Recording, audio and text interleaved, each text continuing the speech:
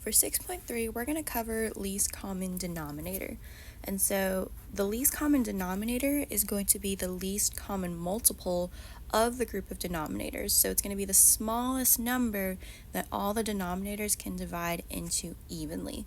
And so before we get into the denominator portion, I wanted to quickly go over what a multiple is. And so for this first example, it says to find the least common multiple of 5, 6, and 10. All right, so first things first, I'm going to list out my numbers. So 5, 6, and 10. All right, and so a multiple is just a number being multiplied by a number. So the product of those two numbers. So the multiples of 5, so 5 times 1 is 5. 5 times 2 is 10. 5 times 3 is 15. All right, 20, 25, 30, 35, let's go to 40. All right, and so on. And so we do the same thing for 6 and 10. So we have 6, 12, 18, 24, 30, 36, and so forth. And then, of course, for 10, 20,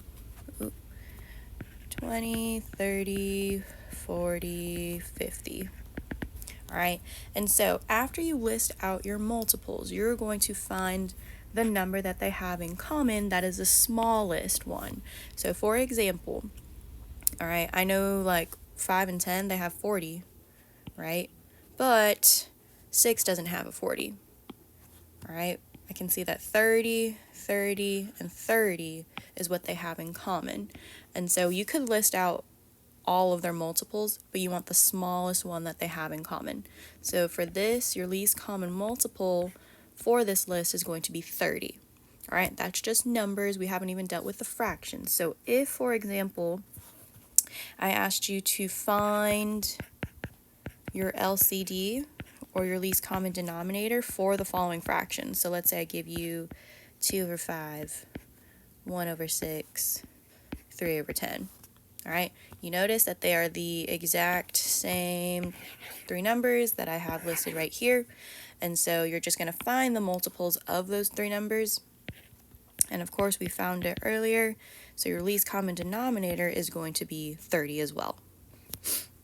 All right, and so let's go ahead and try another example. So it says find the least common denominator for 1 over 9 and 7 over 15.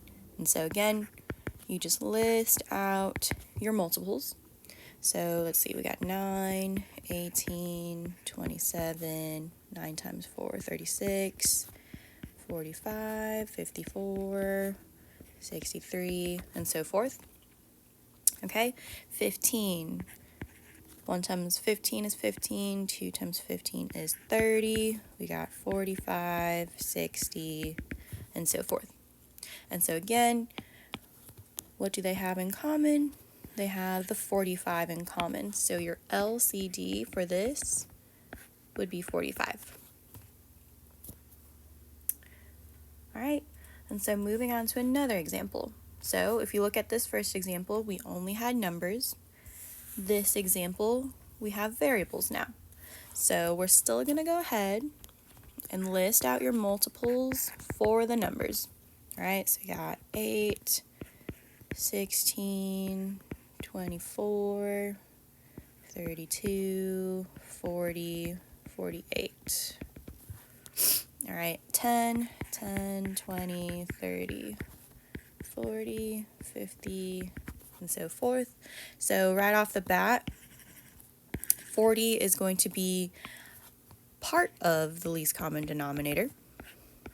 All right, but you also have to remember that we also have exponents. And so with this right here, let me put in a different color.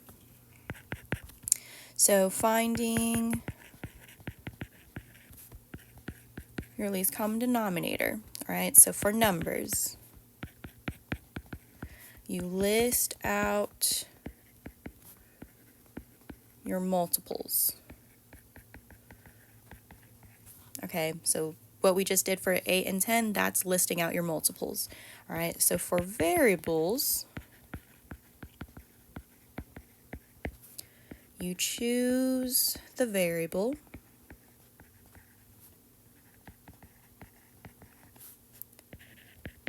with the highest exponent. All right, and so in this case, we have an x and an x squared. So this would be the one with the highest exponent. So that is also going to be included in the answer for the least common denominator. All right, so again, numbers and variables, if you just have those that you have to find in common, this is what you would have to do. All right, let's go ahead and do another example. All right, so if you look at this example compared to the previous one, all right, so we just had a single term, basically. So again, all you see is just one term here, and you have a number and a variable. If you look at this example, we have an expression. So that is a, again, polynomial expression. When we're dealing with rational expressions, you might have stuff like this in either the numerator or the denominator or both. And so to start off, okay, this is going to be a little bit different. So what I want to do to the side right here, first check to see if you can factor anything. So if you look at the first fraction, 6 over 5m, you can't really do anything to it, so it just stays as is. The second one, however, m squared minus 3m, well, you can take out a greatest common factor, a GCF. I can take out a GCF of m, and so when I do that, you are left with m times m minus 3.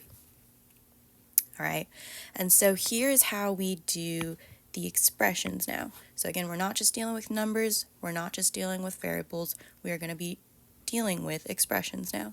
So I'm going to go ahead and color code. So the first fraction will be red. So we have 5 times m. That is what's happening for the first fraction. And I can number that too for you. So there's that one.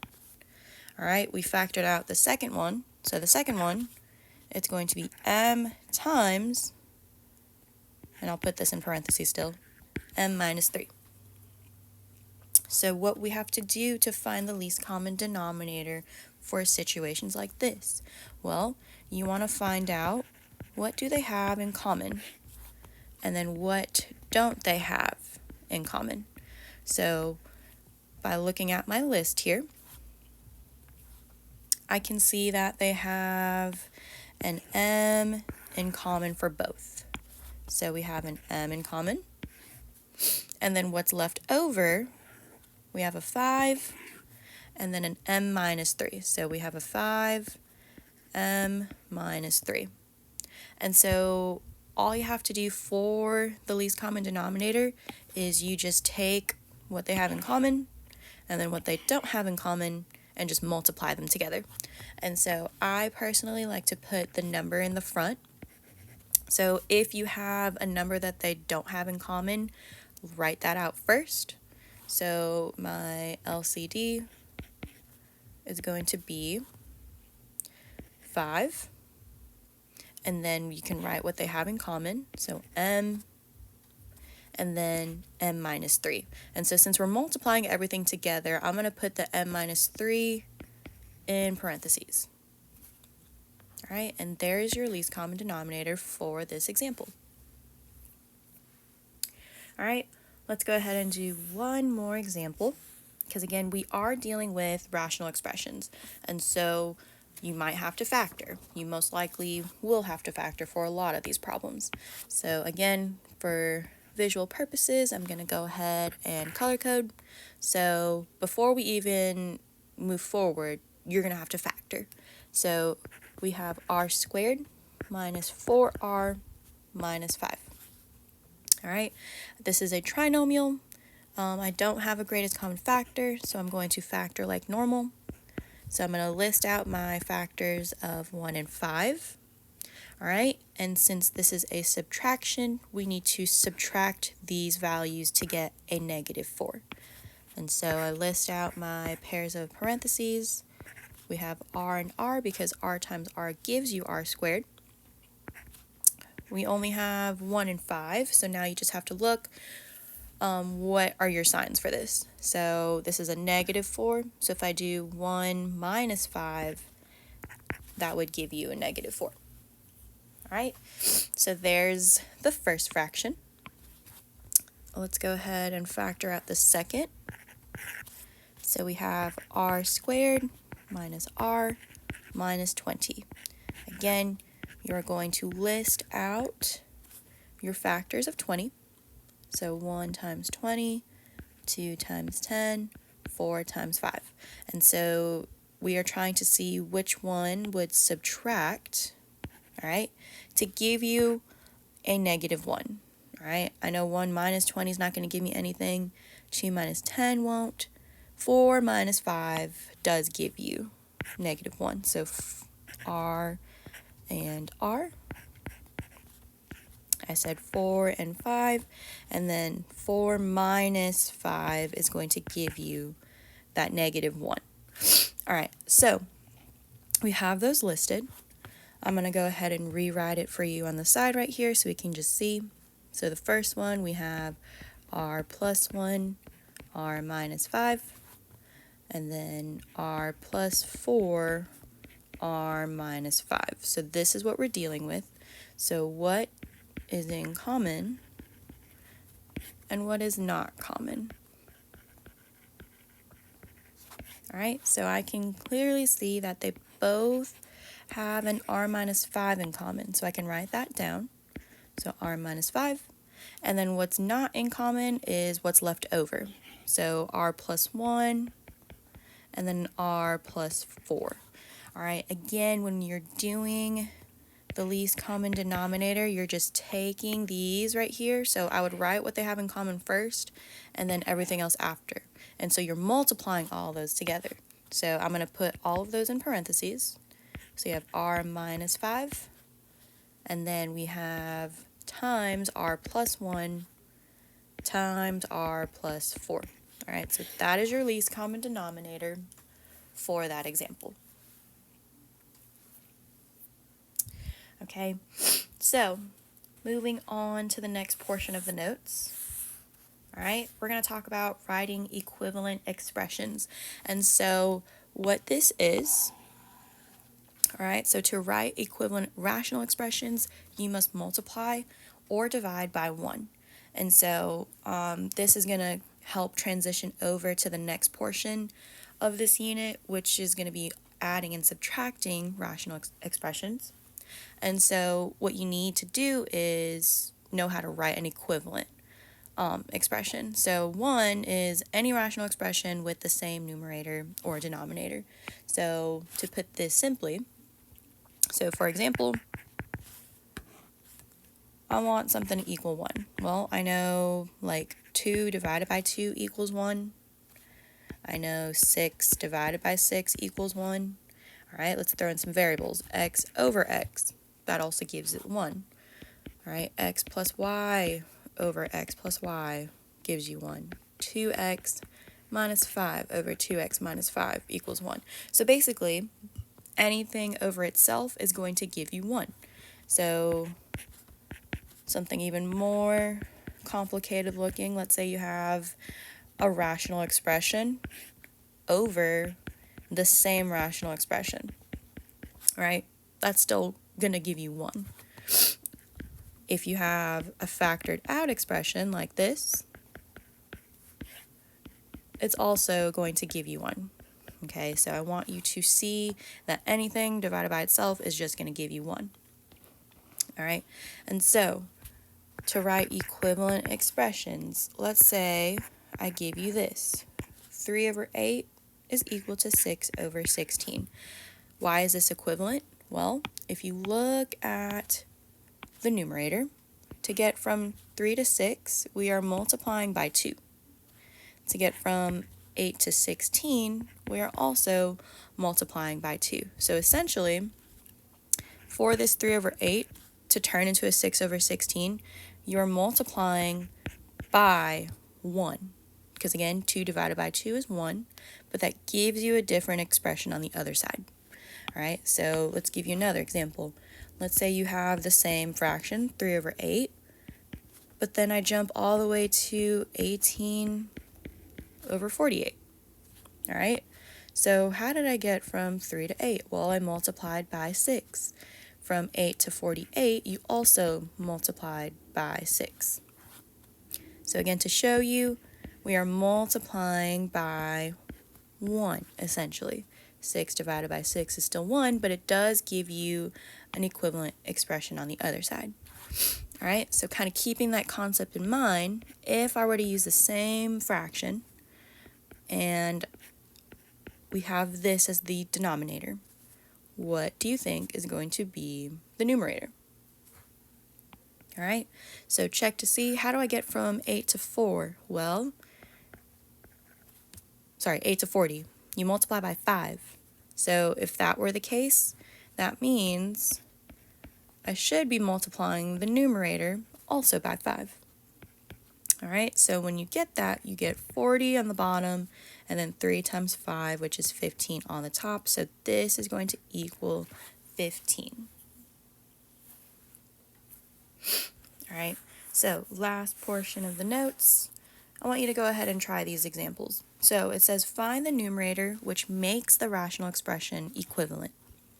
So again, how do you get from 25 to 50? We multiply by 2, which means I should also multiply the numerator by 2.